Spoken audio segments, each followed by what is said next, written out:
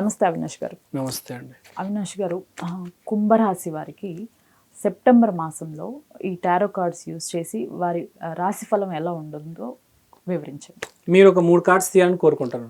తప్పకుండా. Left hand తీయండి. ఒక్క నిమిషం. 3 కార్డ్స్ తీయండి. ఇది పరిపూర్ణంగా, ఓకే, ఇది ఆర్థికంగా, ఇది ఆరోగ్యంగా.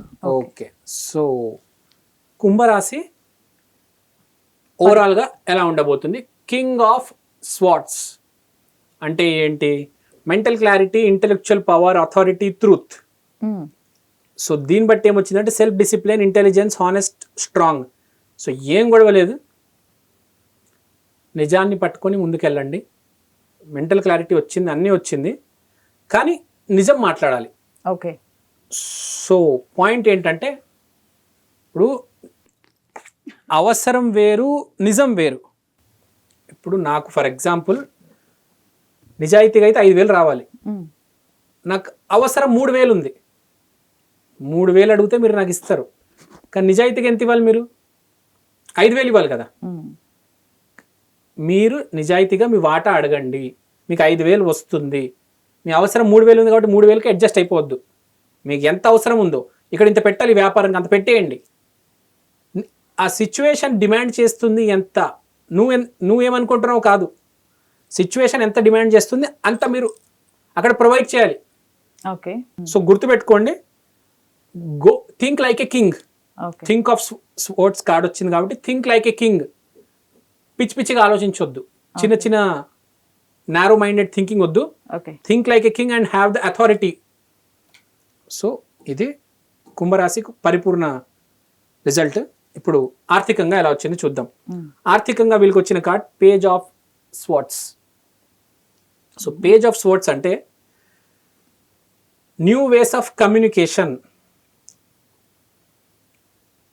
ఇక్కడ ఏం రాస్తుందంటే represents a young person who is young at heart, quick thinking, analytical, logical and cool. So కూల్గా ఆలోచించండి, మైండ్ గేమ్స్ ఆడొద్దు. కూల్గా ఆలోచించి మీ పిచ్చి పిచ్చి మన డిసిజన్ ఎలా తీసుకుంటామంటే మనకున్న చదువు, మనం చూసిన జీవితం, దాన్ని బట్టి మనం నిర్ణయం తీసుకుంటాం. కానీ ఈసారి అలా కాదు, కొంచెం కూల్గా ఆలోచించి ఆ సిచ్యువేషన్కి ఎంత అవసరం ఉంది అంత పెట్టండి. పెడితే మీకు కరెక్ట్ రిజల్ట్ వస్తుంది. సో బేసిక్గా వీళ్ళకి ఇంప్లిమెంటేషన్ ఇంపార్టెంట్. ఈసారి అంతా అర్థమైపోయింది. ఇంప్లిమెంటేషన్ దగ్గర జాగ్రత్తగా కూల్గా నిర్ణయం తీసుకుంటే అయిపోయింది, సక్సెస్ వస్తుంది. ఆరోగ్యం చూద్దాం. ఆరోగ్యం వీళ్ళకి వచ్చిన కార్డ్ ద ఎంపరర్. సో దీని మీనింగ్ ఏంటంటే structure. What do you mean by structure? ఇప్పుడు బిల్డ్ చేసుకోవాలి, వీళ్ళు ఒక స్ట్రక్చర్ అనేది ఏర్పాటు చేసుకోవాలి. స్ట్రక్చర్ అంటే ఏంటి? బేసిక్గా మీ చుట్టూ ఉన్న ఎన్విరాన్మెంట్, మీ చుట్టూ ఉన్న మనుషులు రోజుకి ఇంతమందితో మాట్లాడాలి, ఇంతే మాట్లాడాలి, ఇంత ఎక్సర్సైజ్ చేయాలి. చాలామంది వాళ్ళకి ఇష్టం వచ్చినట్టు చేస్తూ ఉంటారు. పొద్దున 6 గంటలకు జిమ్ చేస్తారు, సాయంత్రం 6 గంటలకు జిమ్ చేస్తారు, రాత్రి 12 గంటలకు జిమ్ చేస్తారు, కొంతమంది 12 నుంచి 4 గంటలకు చేస్తారు. అలా కాదు, ఒక స్ట్రక్చర్ ఏర్పాటు చేయాలి. రిజల్ట్ రావాలంటే స్ట్రక్చర్ ఉండాలి. పొద్దున పూట ఎక్సర్సైజ్ చేస్తే బాగుంటుంది. ఓకే.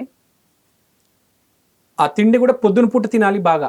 నువ్వు 12 గంటలకు ఇంత తింటానంటే ఎట్లా?